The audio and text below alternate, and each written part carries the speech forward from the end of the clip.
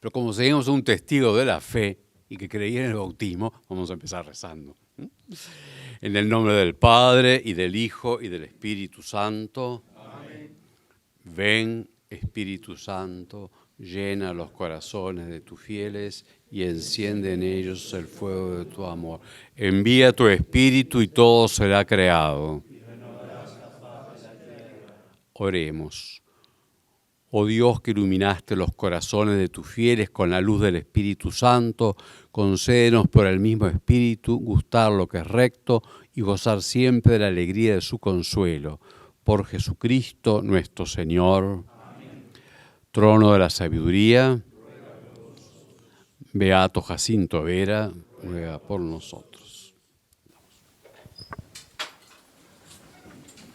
Bueno, buenas tardes a todos. Muchas gracias por haber acudido a esta cita, a pesar del tiempo reinante, ¿no? Que no es muy bueno. Pero estamos reunidos para hablar de Dimas Antuña. Quizás no todos lo conocen, quizás muchos desconocen a esta gran personalidad de nuestra iglesia, pero para eso tenemos este panel excelente que nos va a ilustrar sobre este laico tan importante en nuestra iglesia y en el Cono Sur también, no solo en nuestro país, ¿no? Es este hombre que profundizó tanto en la Eucaristía, la liturgia y tantos otros temas, ¿no? Desde su posición de laico, lo cual creo que es muy importante. Presento, aunque no necesita mucha presentación, quienes están hoy entre nosotros, los voy a presentar en el orden que van a hablar. El padre Evo Jorge, que es el gran estudioso de Dimas Antuña, editor de algunas de sus obras. El padre Andrés Paredes, que es secretario ejecutivo de la Comisión de Liturgia de la Conferencia Episcopal del Uruguay. El padre Ignacio Muñoz, que nos va a hablar del uso de los padres de la Iglesia en Dimas Antuña, ya que es su especialidad. Y Monseñor Sanguinetti, también estudioso de la obra de Dimas Antuña y ha prologado algunas de las obras que ha editado el padre Evo Jorge. Estaba, como estaba en el afiche, prevista la presencia de Monseñor Luis Eduardo González, que es el presidente de la Comisión de Liturgia de la Conferencia Episcopal del Uruguay, pero por razones de fuerza mayor no pudo estar con nosotros. Así que, bueno, reitero el agradecimiento por la presencia de ustedes y que puedan disfrutar entonces de esta tan interesante actividad. Bueno, buenas tardes, queridos hermanos. Muchas gracias por estar presentes. Han pasado la prueba de aceptación para escuchar esta conferencia, ¿verdad? Porque se ve que el Espíritu Santo no quiere gente que viene por compromiso, sino por interés. Y entonces les puso esta prueba. Pero al mismo tiempo, mi experiencia es que cuando hay alguna gracia muy grande en algún ministerio, llueve copiosamente. Así que yo lo interpreto como un signo. Bueno, y de entrada, no voy a hablar de la relación mía con Dimas Antuña, al cual no conocí personalmente, murió en 1968, el 24 de agosto. Estamos por llegar a los 55, el aniversario 55 de su fallecimiento. Así que estamos, digamos, como, ¿verdad?, en la novena. José Luis Antuña Gadea, que se llamó a sí mismo Dimas, nació en Dolores, departamento de Soriano, Uruguay, el 27 de agosto de 1894. Fueron sus padres don José Luis Antuña Barbot, escribano, periodista vinculado al diario El Día, y doña María Gadea Casas. Tanto por los Antuña como por los Gadea, José Luis Dimas se vincula a dos troncos genealógicos del patriciado del Virreinato de La Plata, de viejo cuño hispano y católico. El abuelo de Dimas fue don José Luis Antuña González y se contó entre los fundadores de las conferencias vicentinas y del Club Católico. siendo el donante de la imagen de la Dolorosa que se venera aún en la capilla del Sacramento de la Catedral Metropolitana de Montevideo. Por parte de los Gadea estaba emparentado con el presbítero constitucionalista Lázaro Gadea. Recibió su primera enseñanza en la Escuela Pública de los Dolores. A los 13 años fue enviado como pupilo al Colegio de los Hermanos de la Sagrada Familia en Montevideo, donde ingresó en 1907. Cursó allí la Escuela de Comercio, que culminó en 1911 con las más altas calificaciones, medalla de oro, y como el mejor alumno de su promoción en la Escuela de Comercio. La inseguridad familiar creada por el mal estado de salud de su padre aconsejó, según algunos de la familia dicen que no es así, pero otros dicen que sí, aconsejó orientarlo hacia una capacitación profesional rápida que le abriera pronto acceso a un empleo. Por eso no siguió una carrera, se salvó de una carrera universitaria. Entraba poco después, en 1913, él nace en el 94, así que por ahí tiene unos 20 años o un poco más. Entraba de empleado en el Banco de la Provincia de Buenos Aires. Ahí se va para la Argentina, donde va a estar mucho tiempo. En el libro de distribución de premios del Colegio de la Sagrada Familia de los años 1910, hay fotografías de grupos en los cuales figura el joven Antuña Gadea. Y en la página 81 del libro de 1911, su retrato de cuerpo entero ocupa toda la página. En el programa de actos y festejos que acompañaron la distribución de premios, Antuña, el mejor alumno de su promoción, pronuncia un monólogo un poco irónico: ¿por qué las señoras hablan más que los hombres? Es interesante. Transcribir una página de su primer libro, Israel contra el ángel.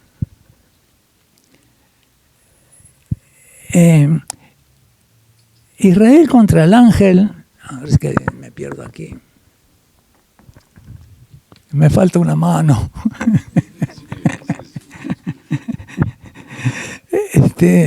En la página de su retrato,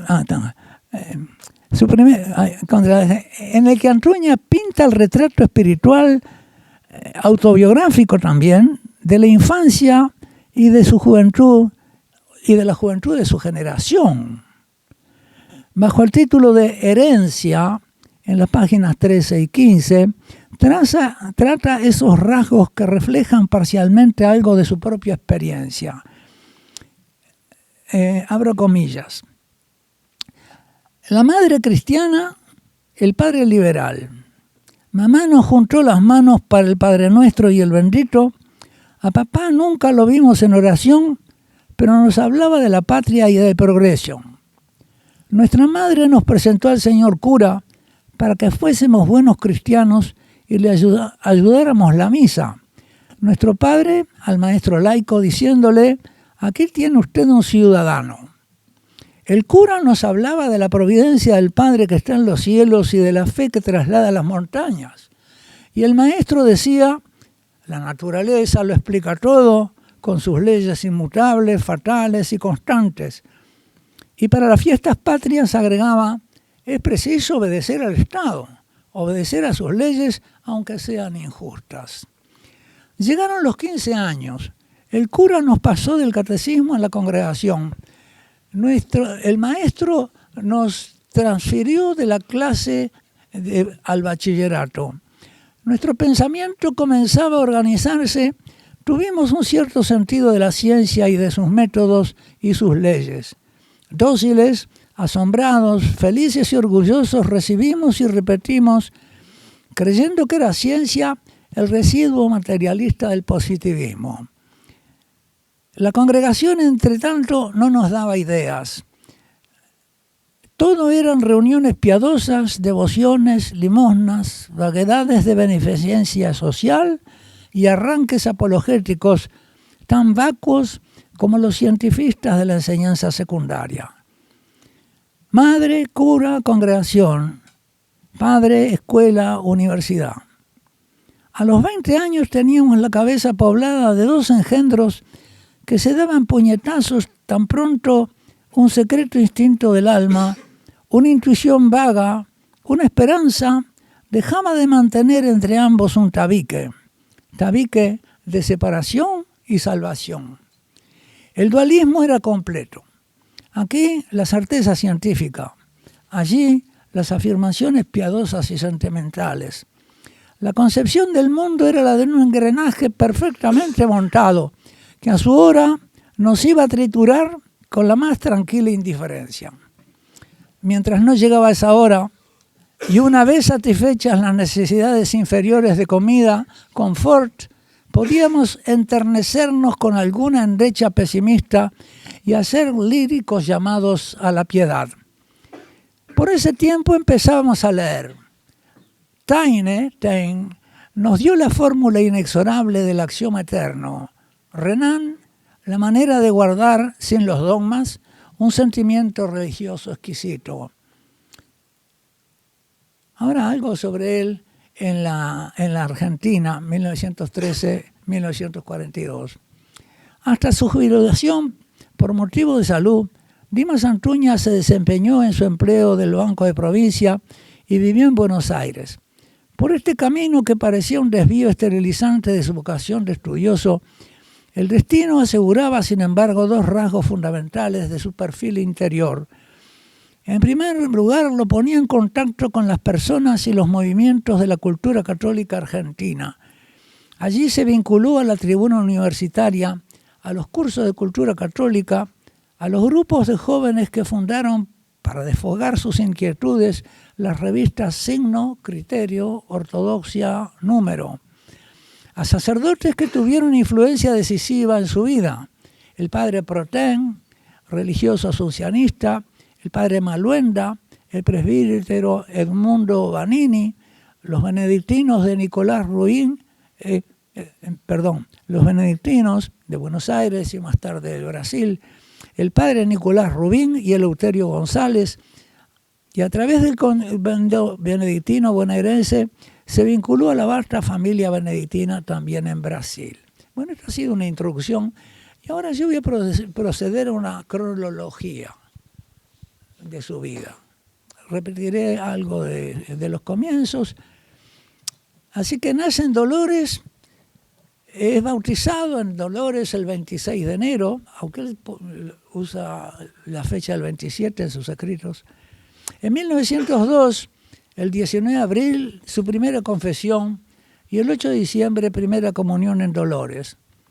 De 1901 a 1907 es monaguillo en Dolores, de los 7 a los 13 años. Es su primer contacto con la misa. Su párroco, un sacerdote, que si yo recuerdo bien, no he podido recordarlo porque desgraciadamente no encontré la bibliografía sobre él. Ignacio Galarraga, español, militar, ex militar, hombre de fe, celoso sacerdote de cruzar. Yo recogí memorias de él, están en Dolores, muchos años después lo perdí en un cassette, lamenté muchísimo, porque uno de los referentes que me habló de él era el que le hacía de chofer. Eran 2 hermanos herreros y uno le hacía de chofer y lo llevaba en su cachila en los viajes apostólicos. Y una de las anécdotas que él contaba era que este sacerdote lo habían venido a llamar estando el río de Salvador inundado de copa a copa de las 2 orillas. Lo habían venido a llamar para que cruzara el río a atender a un moribundo. Y él dice que llegó con la cachila hasta la costa del Salvador. Había allí un gaucho protegido por su ponchito con una carpa. Tenía el caballo al lado. Él le pidió prestado el caballo. Lo tanteó un poco, lo movió, le dio confianza y se tiró con el caballo al río y cruzó el río. Impresionante. Este fue el que le enseñó sobre la misa. de este fue el monaguillo.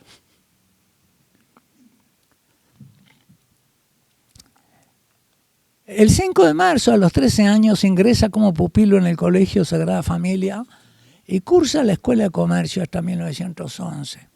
En 1908, el 25 de febrero, es confirmado en Dolores. En 1911 culmina la Escuela de Comercio con las más altas calificaciones y medalla de oro de su promoción. En 1913 se emplea en el Banco Provincia, creo que son 26 años, y se vincula a los medios de la Juventud de Acción Católica Universitaria.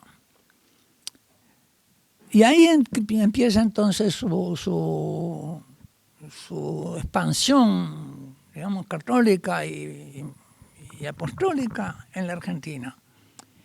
En 1916 firma un artículo, Menudencias se llama, en la revista Tribuna Universitaria, que era la revista de la Juventud Católica Universitaria en la Argentina. Y él era el secretario de redacción en el Centro de Estudiantes Católicos de Buenos Aires, firmando ahí aún como José Luis. Dimas no sé cuándo empieza a usarlo. De 1918 a 1940, alrededor, voy a hablar de lo sucedido entre esos años, ¿no? Alrededor de 1918 surgen en Argentina diversos focos de estudio y reflexión que influyeron en la vida cultural y filosófica, desde los cuales Dimas Antuña impulsó la renovación bíblica, litúrgica y espiritual, teniendo como maestros a los benedictinos, en una época en que estaban las revisiones de la nueva liturgia, que venían también desde Alemania. En 1918, enfrentando el golpe de Estado liberal dentro de la Universidad Católica, se funda en Córdoba un centro católico de estudiantes, en cuyo seno entra a militar Dimas Antuña, vinculado a unos nombres del catolicismo argentino que están se encuentran, por ejemplo, si alguno quiere investigarlo, en la historia de Caturelli, Historia de la Filosofía Argentina, desde 1600 al 2000. Es una obra magnífica. Pero los nombres que les doy son Luis Guillermo Martínez Villada, Rodolfo Martínez Espinosa, Rafael Moyano López, Emiliano McDonagh, el único nombre irlandés posiblemente en esta cadena de nombres hispánicos, y Carlos Sáenz. Este último dirigía al grupo porteño convocado a su alrededor y publicaba la revista Signo. Y fue amigo entrañable de Dimas Antuña hasta su muerte. En 1921, el 30 de junio, firma la dedicatoria de su primer libro, que es Israel contra el Ángel. Saca 20 ejemplares de este libro. Yo lo hice encuadernar, ¿no? Pero este es histórico, este ejemplar. Me lo dieron los familiares, muy amables, de Dolores. Y tiene al principio una carta a su padre, en la que le dice a mi padre, esto parece un libro, pero tú verás aquí mi retrato de 20 años. Ojalá no te desagrade. Como José Luis antes de acostarse, Dimas te pide ahora, acá ya se da Dimas. Dimas te pide ahora la bendición antes de empezar una obra larga y difícil. Doy gracias a Dios que me permite ofrecerte el primer ejemplar de Israel contra el Ángel. Mientras no llega el momento de publicar otro librito que te está dedicado exclusivamente. Ni mamá Tiita pueden leer mi primer ensayo, pero ellas ya habían fallecido ya. Pero ellas conocen seguramente el estado de mi alma y escuchan mejor que yo la voz que me ha obligado a escribir. Por eso las recuerdo en esta página íntima y ante el único que puede comprenderme. Con todo mi cariño, Dimas. El ejemplar donde se encuentra esta dedicatoria nos fue gentilmente facilitado por la familia Antuña. Entonces paso al final. con estos 5 minutos. Le quiero una cosa de la madurez de él. Ya en 1945 se había vuelto al Uruguay, porque en 1934 había habido una división en el catolicismo argentino, a causa de que Maritena había sido invitado por los cursos de cultura católica, siendo un socialista en plena Revolución Española. Y entonces eso había dividido el catolicismo juvenil universitario.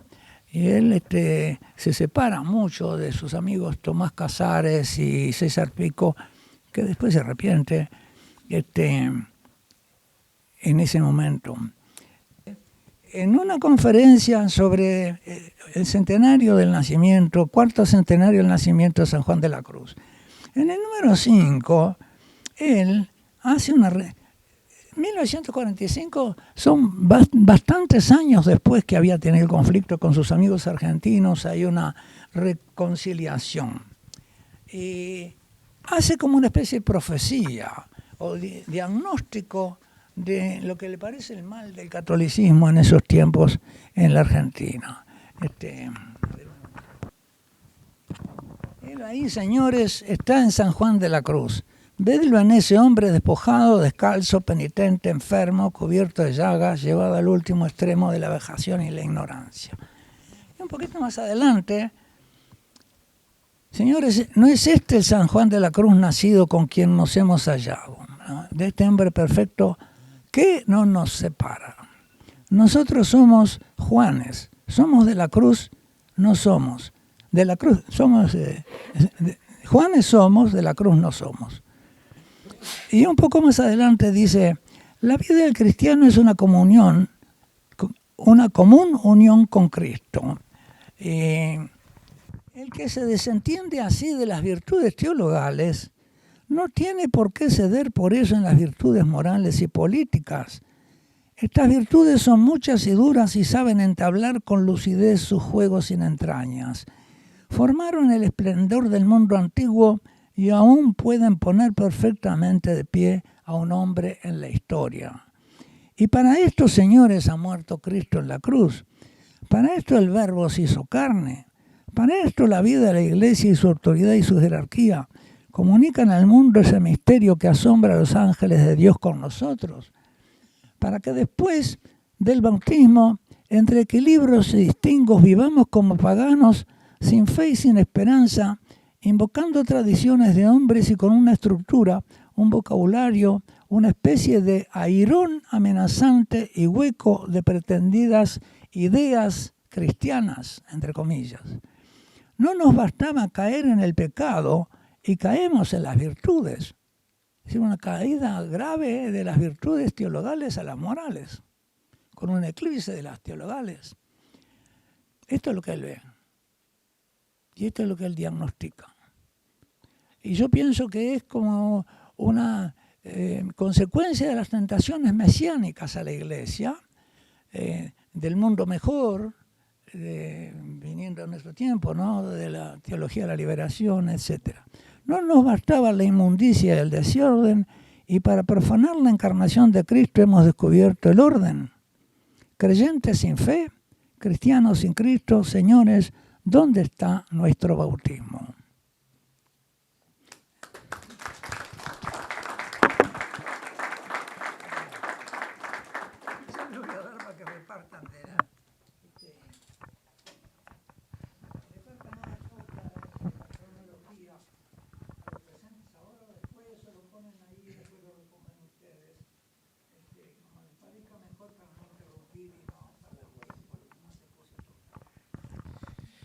Bueno, muchas gracias, Padre Horacio, pero también gracias por la invitación.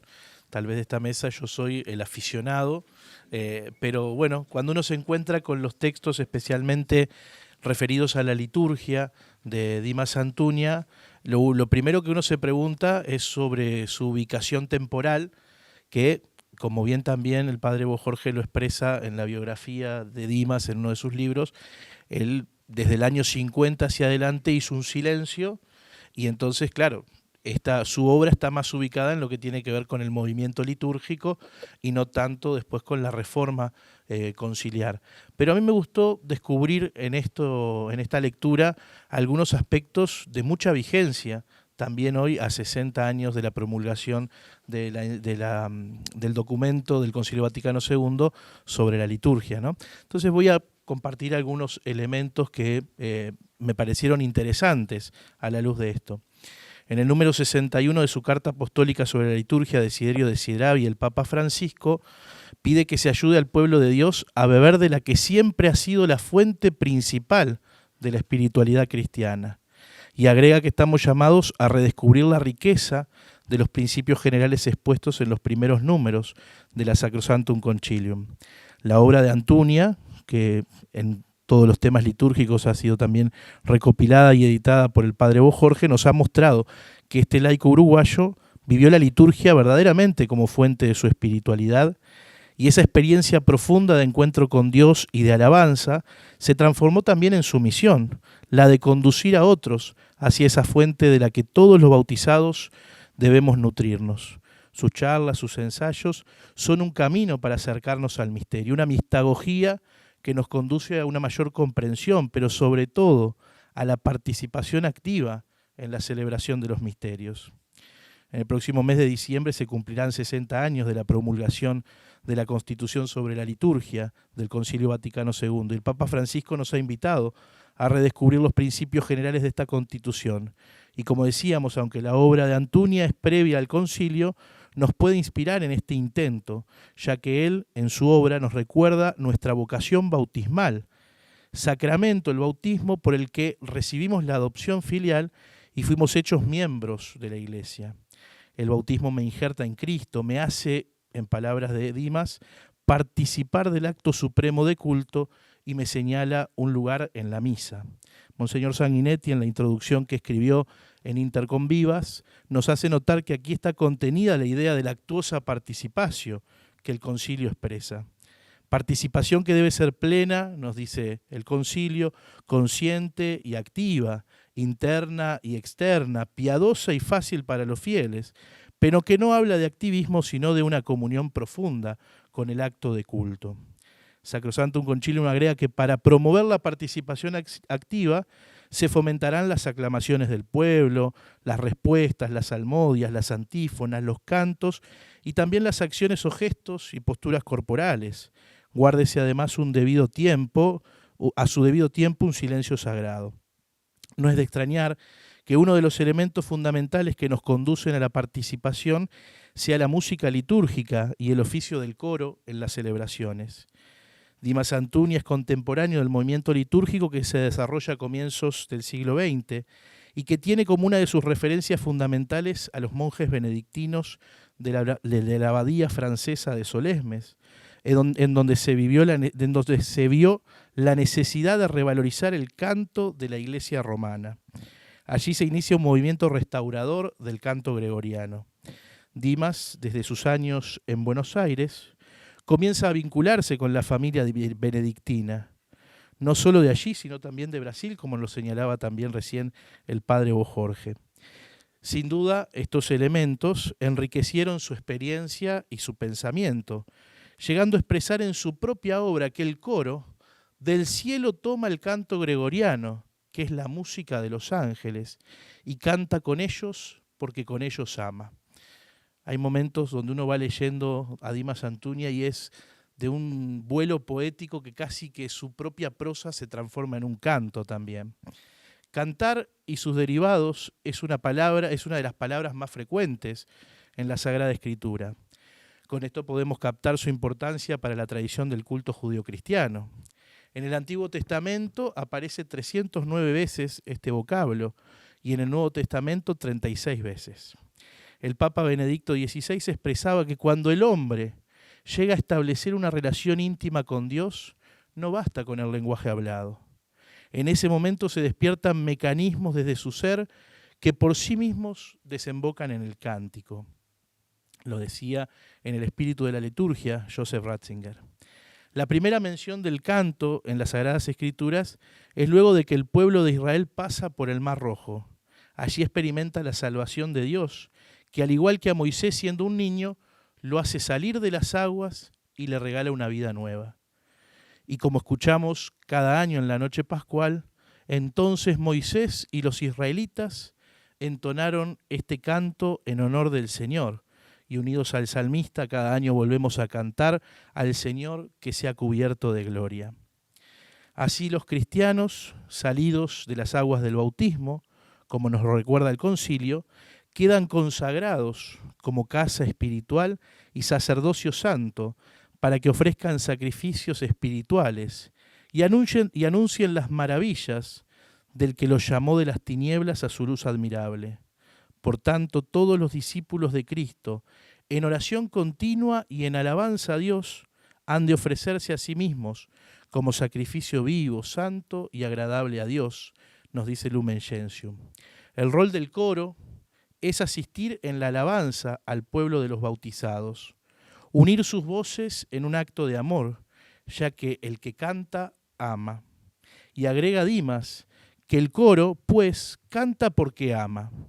Él, pues, es la voz de la esposa que ama, es la voz del amor de la esposa que canta.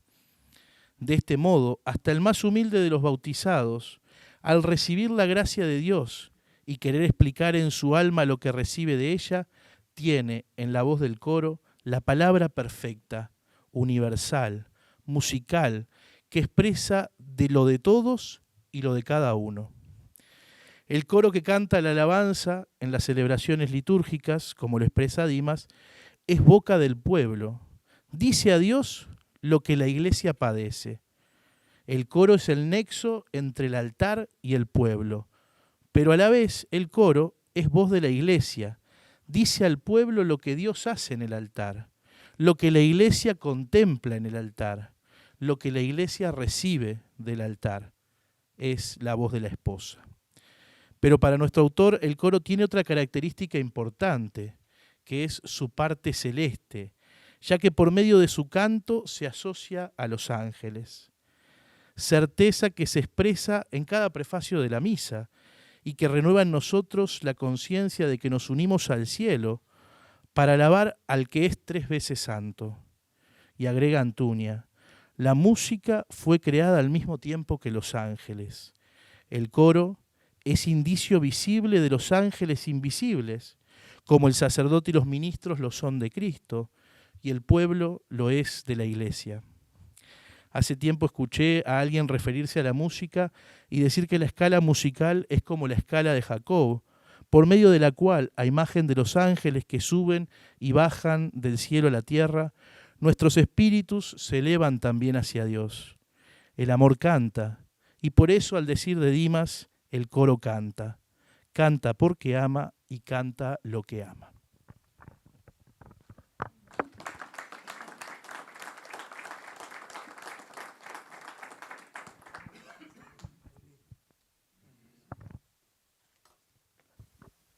No puedo comenzar sino entonando el mea culpa por no conocer a Dimas Antuña y más su obra, y para más INRI, habiendo nacido a 32 kilómetros de Dolores y habiendo escrito la historia de la diócesis de Mercedes, no surgió ningún testimonio ni surgió ningún escrito en ninguno de los archivos ni de la curia ni de las parroquias de la diócesis de Mercedes.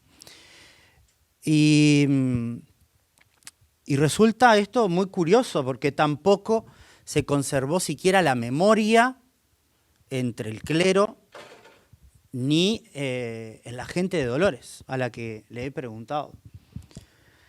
Pero he quedado muy sorprendido de los textos de Antuña desde el punto de vista patrístico, que fue lo que se me pidió presentar. La patrística es el periodo que abarca de los primeros 8 siglos, se puede estirar un poquito más quizá, pero en que los escritos y la teología de los autores va marcando y va formando lo que es la Iglesia.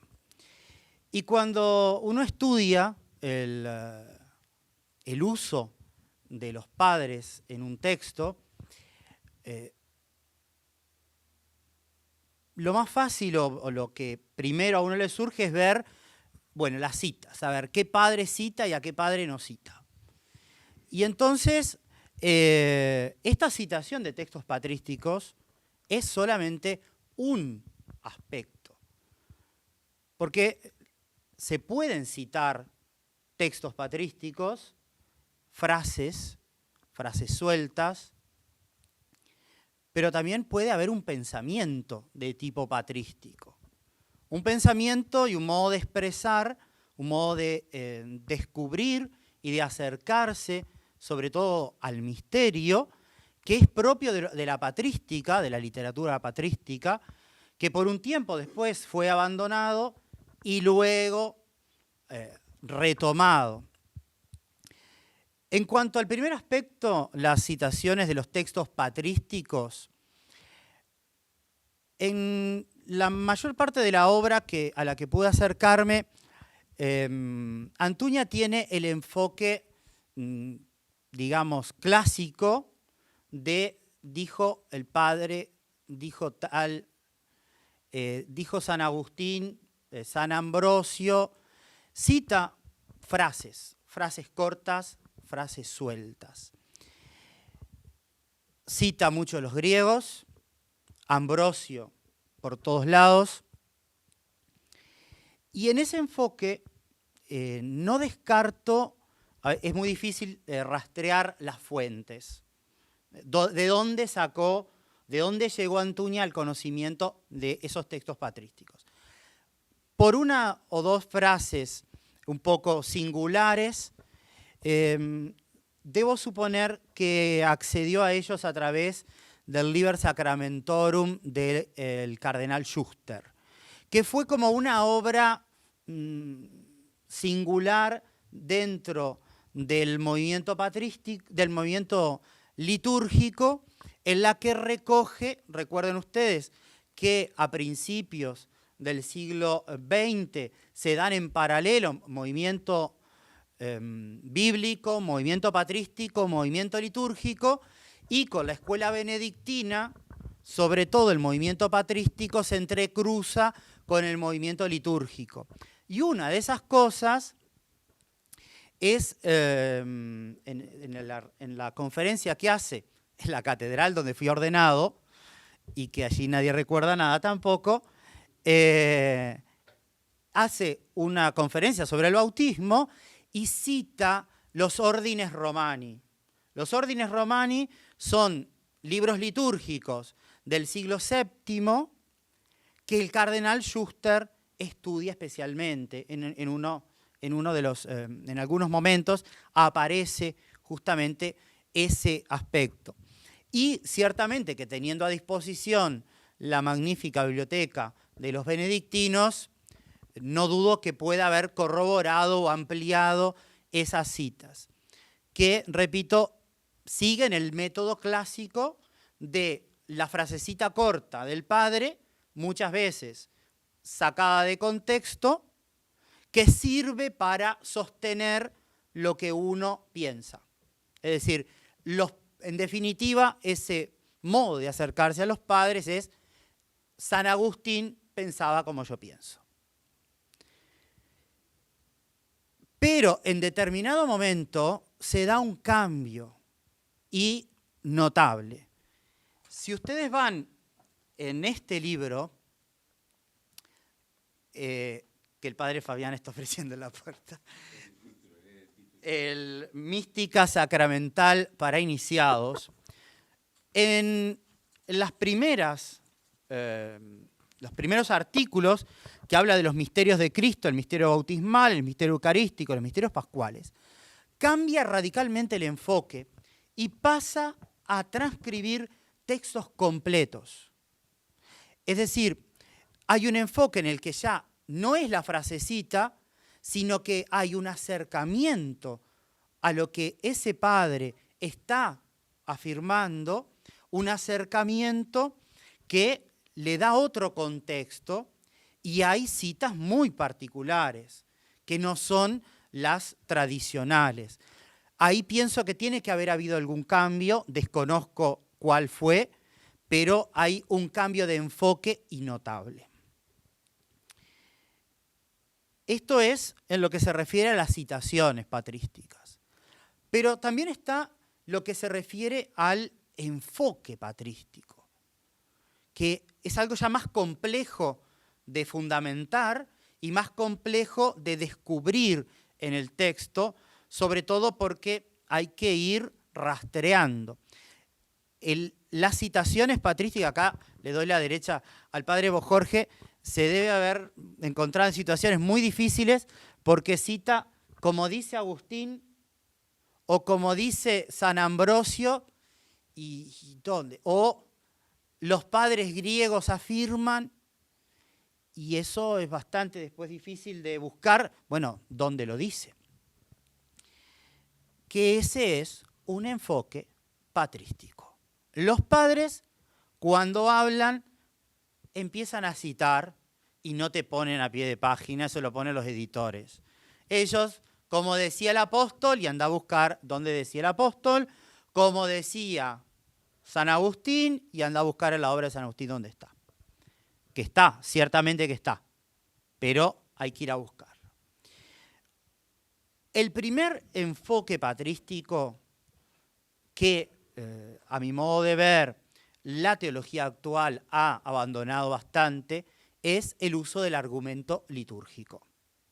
El argumento litúrgico usado como fundamento de la teología. Es decir, es el que abre, quien abrió esta brecha es Basilio de Cesarea, con el Espíritu Santo es Dios, porque santifica. Y nosotros vemos claramente y no dudamos que santifica, por tanto, de lo que la liturgia obra, vamos a la teología, no al revés. El otro enfoque patrístico es el de ir hilvanando textos bíblicos. Textos bíblicos que aparentemente no tienen relación o trabazón alguna, pero que va armando todo un entramado patrístico, que si ustedes un entramado bíblico, que si ustedes se toman el trabajo de subrayar los textos bíblicos, les va a quedar todo el texto salpicado de esos subrayados. Me llamó también la atención el uso típicamente patrístico, sobre todo, por ejemplo, de Orígenes, de lo que es la alegoría y el significado de los números. El multifariam aparece por todos lados. Y el simbolismo de los números. El otro enfoque, me parece que es el recurso a la vida cotidiana como punto de partida. Él pide disculpas en una de las conferencias por tomar como ejemplo del ministro a un gerente del banco. Y habla del comercio.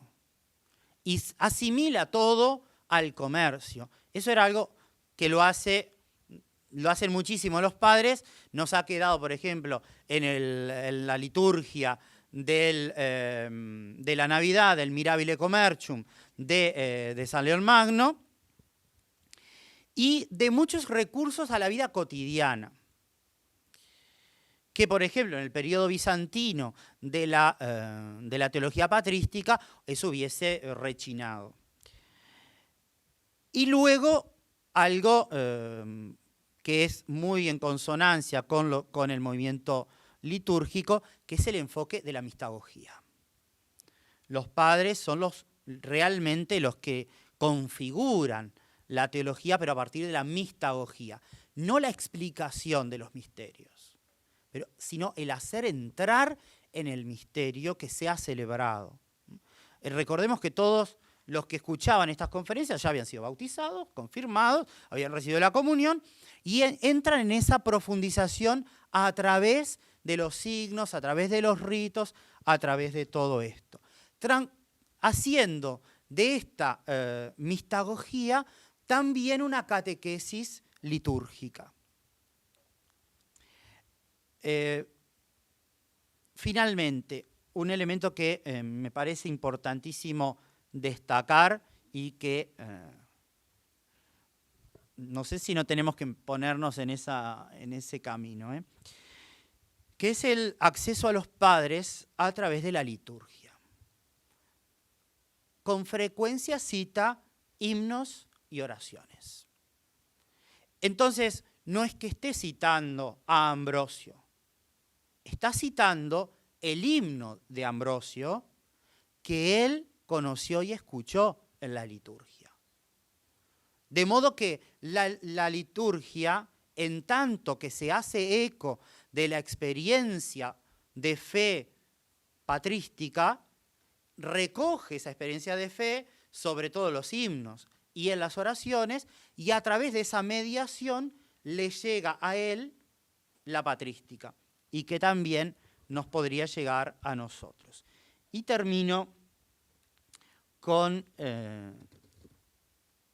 una anécdota de una conferencia en la que dice: cuando en cierta conferencia alguien le objetó que todo lo que había dicho no era más que mera repetición de ideas de los santos padres, respondió que jamás se le podía haber hecho mejor elogio.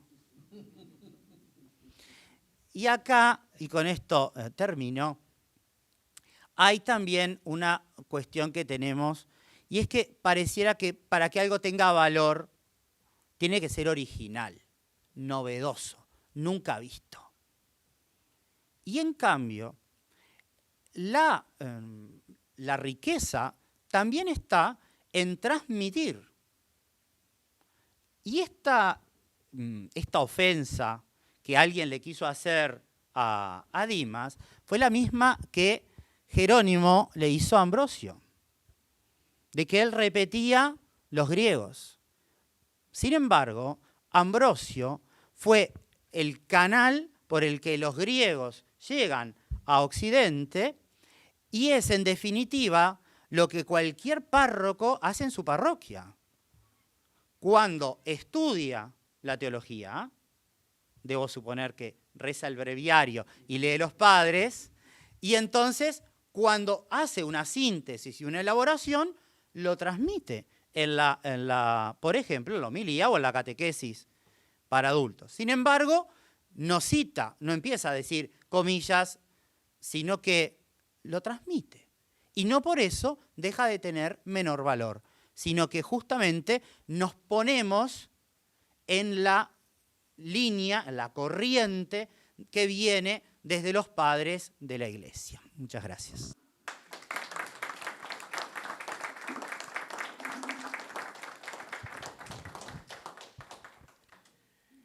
A mí alguien antes de entrar me preguntó, no sé, me fue la pregunta si cómo conocí a Dimas Antuña, si siempre lo había conocido.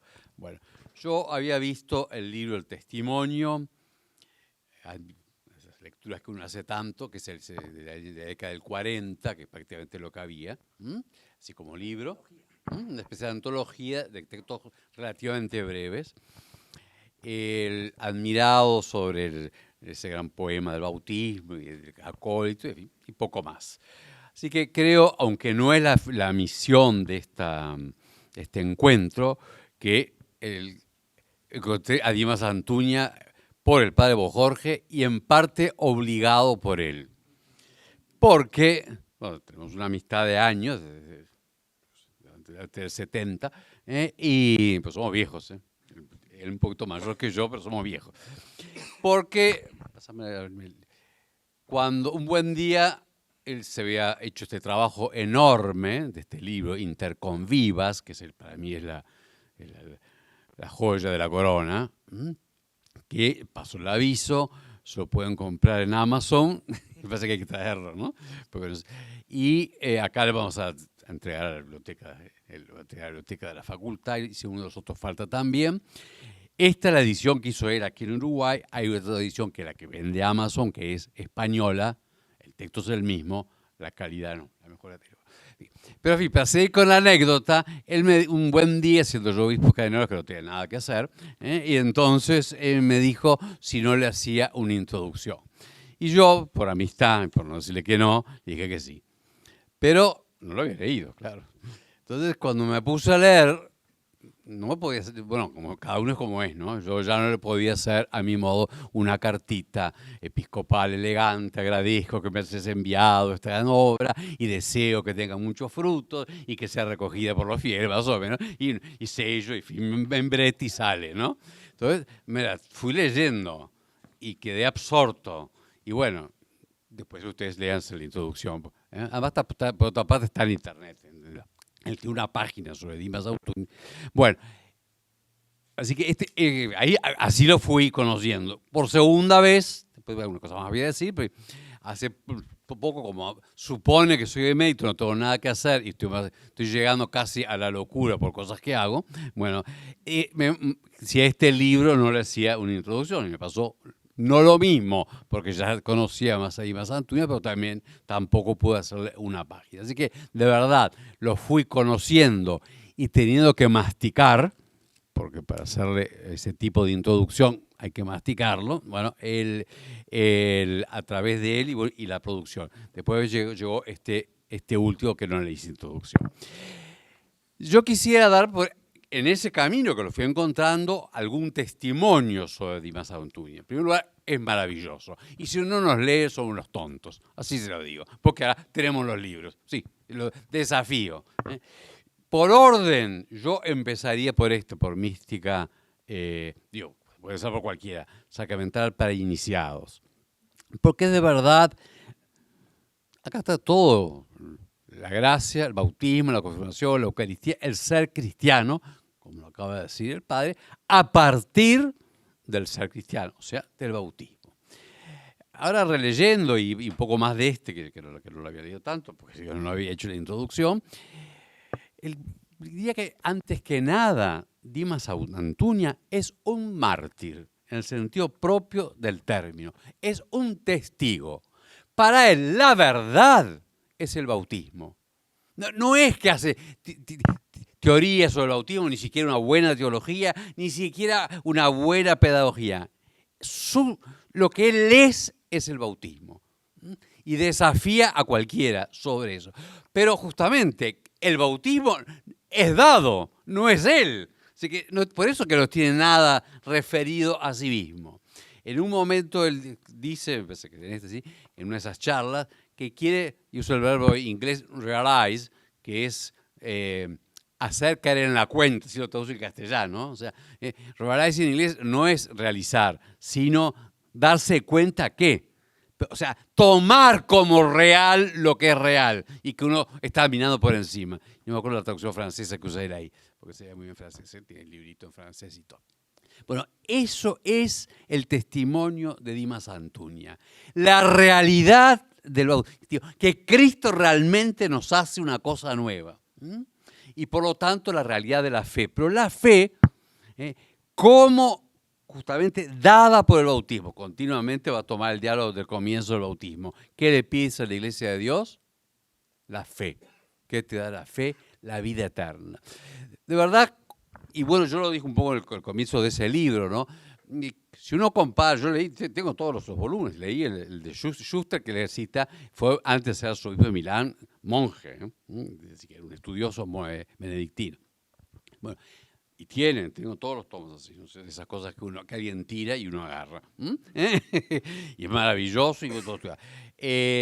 Tengo el Jungmann, el sacrificio de la misa, probablemente se llama Missarum Solemnia, que uno puede ahí buscar rito por rito su historia, no sé cuánto, y gracias a Dios, como sé latín, puedo ver todo. Puedo agarrar Righetti, agarrar historia. Él es un testigo de la Eucaristía. Además lo dice así.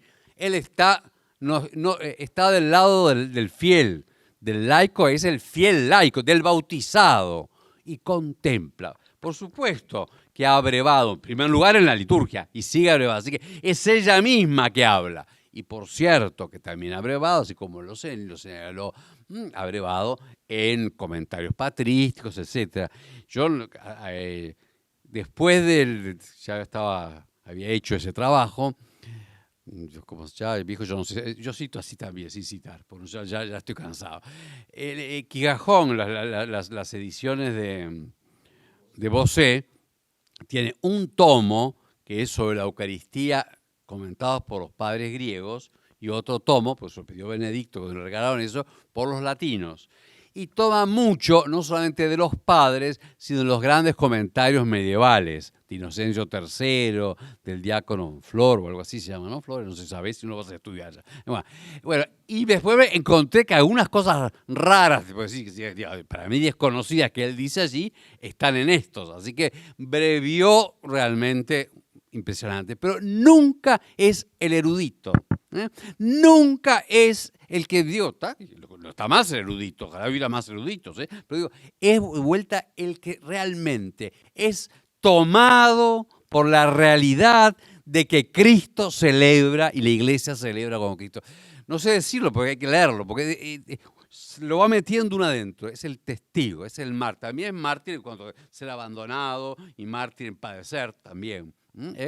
Pero sí, mártir es el testigo. Y de la verdad, es testigo de la verdad. Hay verdad. La liturgia es la verdad.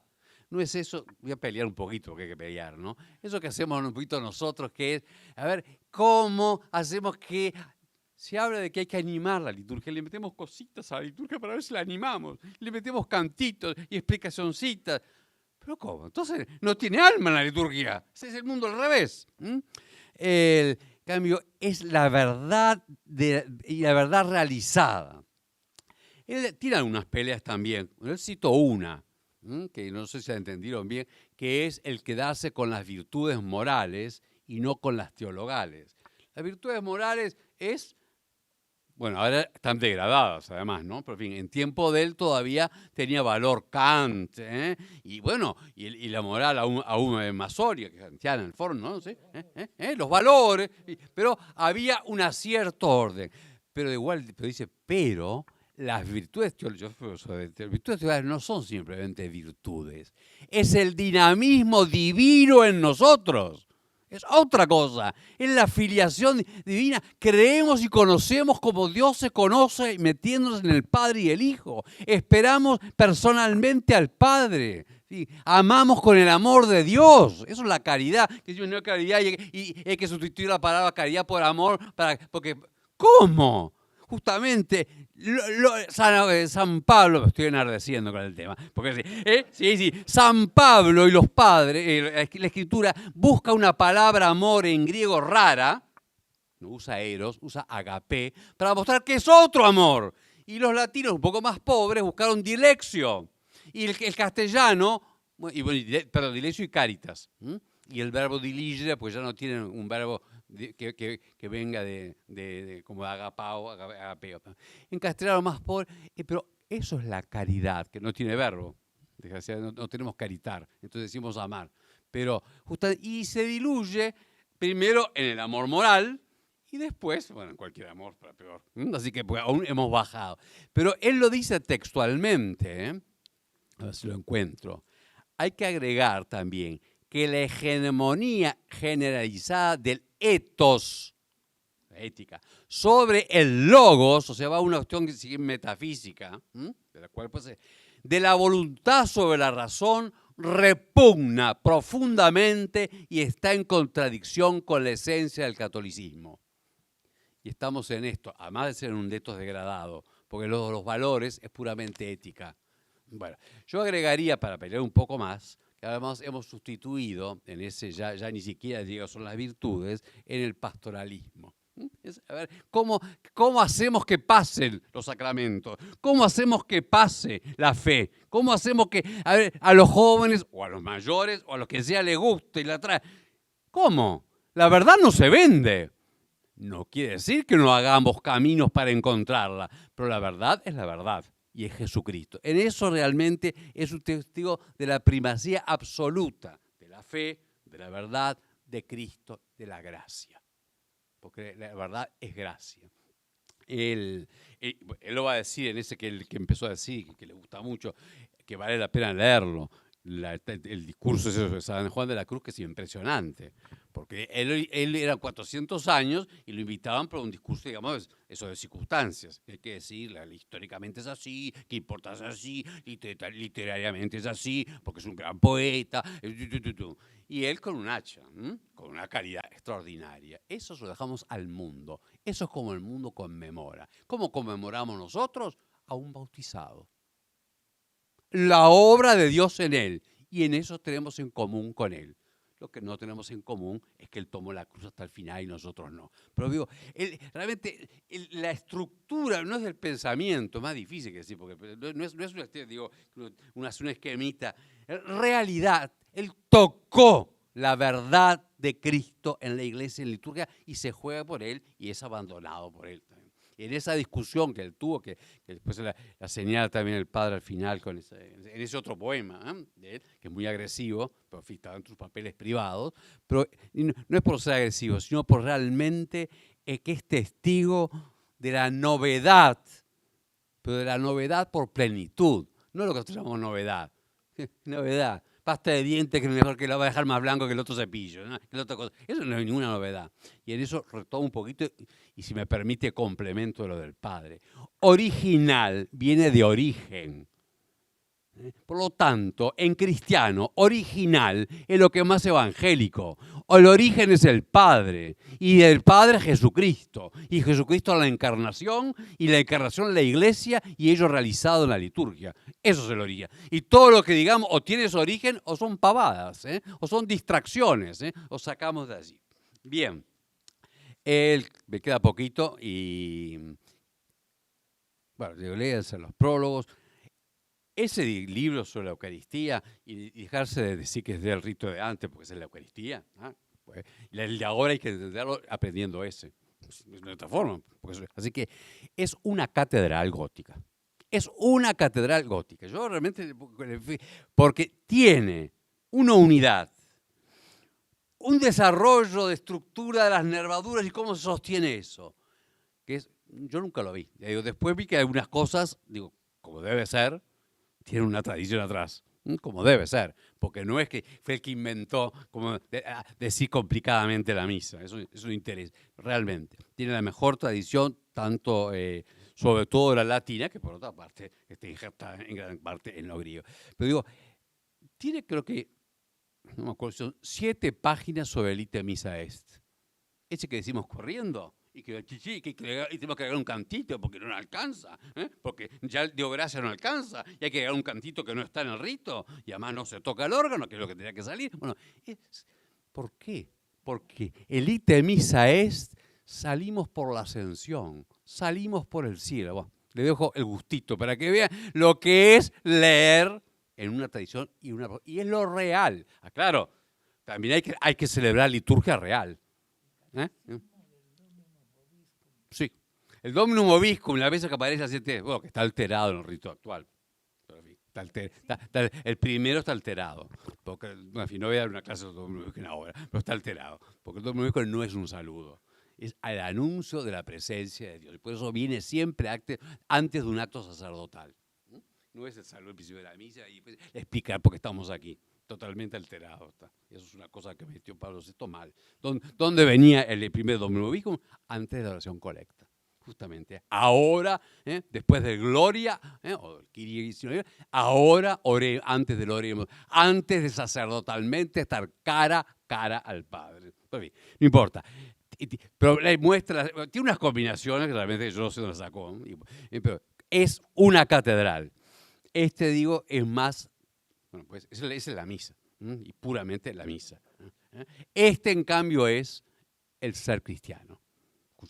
El ser cristiano. Y pues es el bautismo. ¿Verdad? Por momentos, sobre todo porque lo explica de distintas formas, pone bautismo, confirmación, Eucaristía, que ustedes saben que yo defiendo el orden como debe ser. Él, cuando hace la catequesis completa, lo hace. En otro lo recuerda, pero es un defecto de la iglesia, no de él, que le dio la confirmación después del bautismo. Es un defecto de la praxis eclesial, no de él. Pero siempre insiste de todos modos en la unción. Nosotros no solamente somos en el agua hundidos y nacidos y ungidos. Somos un pueblo que participa de la unción de Cristo. Y por eso todo su hablar es para el cristiano. Él no dice que no haya más. Este libro, este primero, justamente que él mostró, este es antes, digamos, de su gran cambio, pero es ya mostrando por dónde va la filosofía de moda y por dónde va la fe. Y él se va a dedicar a hacer, ya digo, a ese testimonio, a ese anuncio dentro de los cristianos, de los que oyen. Tiene páginas durísimas con los cristianos, ¿eh? No solamente esa que acaba de leer ahí, de locura, está en esa poesía del bautismo, locura, pero uno, porque dicen distintos cómo se toma el bautismo, si ven poesía, pero uno, y son varios, creo que son 4, uno se volvió loco, otro fue hallado perverso, otro mezcló mi agua, uno solo la guarda, el misterio del bautismo. La vida de Dios, el misterio. Y en ese rechazo, dice, incluye la persecución. Los hijos no son hijos. Bueno, la frase de Rimbaud, je suis l'esclave de mon baptême. No te reniega, sino le pesa haber sido bautizado. Pero dice, para los que estamos adentro, hay una crítica, esto es mío, hay una crítica tremenda a la mediocridad de los creyentes. Locura de los cristianos. Son del cielo sin el cielo. Y la tierra los rechaza. Perdieron la tierra firme, no tenemos nada, ni cielo ni tierra, solamente el agua. Así que también es punzante en si de verdad es la realidad que es de la que participamos y lo pone en distintos momentos. Y voy terminando, porque es la hora, ¿no? El trabajo que hace con los símbolos, el Papa en esa Desiderium Desideravi, tomando Guardini por otra parte, habla de recuperar los símbolos. Está bien, y un programa moderno, pero es bastante más, bueno, y él trabaja los símbolos admirablemente como toda la patrística, porque es una cultura simbólica en primer lugar, porque el símbolo no es esa tontera nuestra, que es una explicación para los nenes tonta, no. El símbolo es, como las parábolas de Jesús, no son explicaciones más facilitas. Al contrario, son para abrir al misterio, son para entrar en el reino, son para aguzar el caletre y son para pedir a Dios que se nos revele, que Él nos introduzca en ello. Y así son los símbolos. Y termino con una frase de él que junta el símbolo y el silencio. No tampoco el silencio, y voy a criticar también el misal actual, que dice momento de silencio. Toda la liturgia es en silencio, porque el silencio es el misterio de Dios. Y si hablamos, es susurrando, para que Dios se introduzca en ella. No es charlatanería o griterío, ¿no? Dios es el silencio. El verbo es engendrado en el silencio. Sí. Lo leo de Antuña para dejarlos a ustedes. Los símbolos señalan y encubren. Y es así. En esto reside también la razón más profunda de por qué la liturgia se realiza en el lenguaje tradicional y venerable del culto y no en el de la vida diaria. Las épocas de criterio racionalista, el iluminismo para adelante, que veían el valor principal del culto en una enseñanza moral. ¿Y eso cómo es lo que es? Sacar consecuencias. Corto en este. Yo estaba dando, pues no puedo hacer cosas porque fue a él que le caía, así que ¿me dejás decir, tomarte el pelo? Sí, porque empezaba un curso de teología de la predicación y entonces pregunté, para que cayeran, pobres, ¿qué es lo que iba a decir? Y dijo, había que hablar de la realidad para la gente. Y le dije, justamente no, la realidad de la predicación es el reino, la realidad que anunciamos es que Cristo habla, y si no nos vamos. En fin, lo entendió muy bien. Disculpa, me di cuenta cuando había empezado. Pero es así. Nosotros, eso que tengamos, que el símbolo es la realidad. ¿No? Y no es para que, ni siquiera ya, ahora me gusta, bueno, a mí me gusta ya la palabra liturgia ya no la uso prácticamente. Porque hoy decimos liturgia, uso culto, para que sea para Dios. Pues decimos liturgia, y es, ¿qué pensamos cada uno? ¿Qué vamos a hacer con ella? ¿Qué te parece? ¿Para aquí o para allá? Entonces, y la liturgia viene de arriba, así que uso culto. Y bueno, y también, sigo con él, las épocas del criterio racionalista que veían el valor principal del culto en una enseñanza moral, y hoy todavía recortada porque no nos animamos a enseñar moral, y educación, es para educar, porque hay que educar al pueblo, y así, bueno, lo mismo. Consiguientemente, de buenos ciudadanos, protestaron contra esto, justamente contra los símbolos. Y fue la gran... Pues lo que los misterios intentan íntimamente no es una instrucción intelectual. Y soy un intelectual, ¿eh? No es una instrucción intelectual o una educación de la voluntad, un ethos, sino una experiencia íntima de la vida divina sobrenatural. Y hoy tengo problemas con la palabra experiencia todavía, porque también está todo subjetivizado, porque no es lo que llamamos experiencia. Es que Dios, como tan facilito como dice San Pablo en la carta a los Efesios, por Cristo en el Espíritu tenemos acceso al Padre. Pero no es la experiencia del Padre. No. Nos deja entrar en el misterio. El pobre sumo sacerdote, el gran sumo sacerdote, tenía acceso una vez al año al Sancta Sanctorum, todo tapado para no morir y decir la palabra. Nosotros no vamos. Nosotros, por Cristo, en el Espíritu, tenemos acceso al Padre. O como dice la carta a los Hebreos, celebramos con los ángeles y con la medida de los ángeles, con los justos, con Dios justo juez. Bueno, esa es la realidad a la que tocamos en el símbolo. Y si no llegamos, nos callamos y pedimos al Espíritu que en la nube del incienso nos haga entrar. Pero no empezamos a meterle cosas que hay para sacar. Sigo. Pues lo que los misterios intentan íntimamente no es una instrucción intelectual o una educación de la voluntad, mucho menos organizar la parroquia y la comunidad y todas esas cosas, ¿no? Sino una experiencia íntima de la vida divina sobrenatural. Y lo santo actúa en primer lugar sobre el alma, no sobre el intelecto o la voluntad racional. El silencio místico, y místico en él es de misterio, o sea, de la realidad de Dios. También, ahora todas las palabras están corridas, ¿eh? El silencio místico, que por fin es también inherente al uso de un idioma extraño, habla más claramente de la santidad de Dios que la instrucción más intensificada. Y por eso me callo.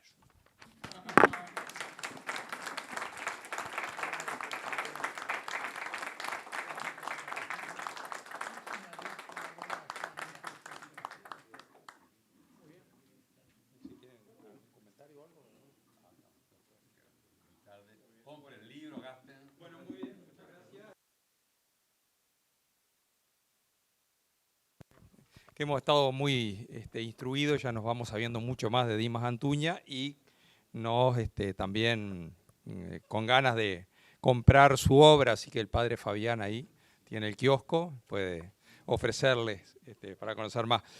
Quería agradecer a los 4 ponentes, 2 son generaciones más jóvenes, pero especialmente al padre Bojorge y a Monseñor Sanguinetti, que son profesores de la primera hora de esta casa de estudios, ¿no? Es decir, lo que nos va quedando, decía Monseñor Sanguinetti, que ya eran viejos, bueno, mayores, y son desde que se inició el ITU, está dando teología, todavía actualmente Monseñor Sanguinetti, y Sagrada Escritura dio muchos años aquí el padre Bojorge, ¿no? Fueron los primeros que escribieron en nuestras publicaciones. El año que viene vamos a estar cumpliendo 50 años de la primera publicación de lo que fue el ITU, hoy es la Facultad de Teología, y ellos fueron de los primeros que escribieron en aquellos libros anuales del ITU, ¿no? Así que, bueno, tenemos el privilegio de que más de 50 años después todavía nos estén acompañando y enseñando.